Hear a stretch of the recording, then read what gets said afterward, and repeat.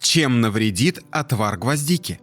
Целебные свойства этой приправы хорошо известны, но у любого лекарства есть противопоказания. И хотя лечение травами не столь сильно бьет по организму, как некоторые фармацевтические препараты, с народными методами также нужно быть осторожным. Сегодня мы расскажем об опасностях применения гвоздики в лечебных целях. Что гвоздика дает организму?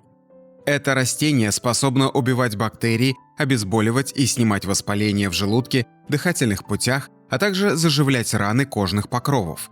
Отвар из гвоздики нормализует работу нервной системы и очищает организм от токсинов.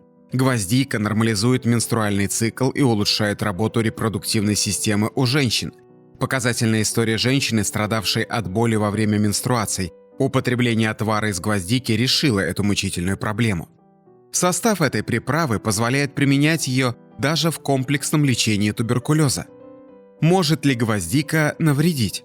Несмотря на множество полезных свойств этого растения, есть у него и противопоказания. Во-первых, с осторожностью ее нужно употреблять людям, страдающим болезнями желудка в фазе обострения.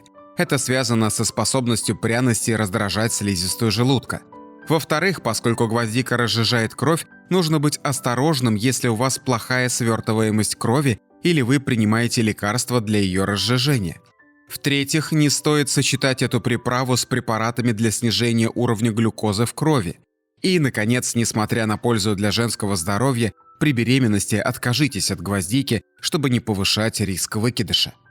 Для чего вы применяете гвоздику? Расскажите в комментариях.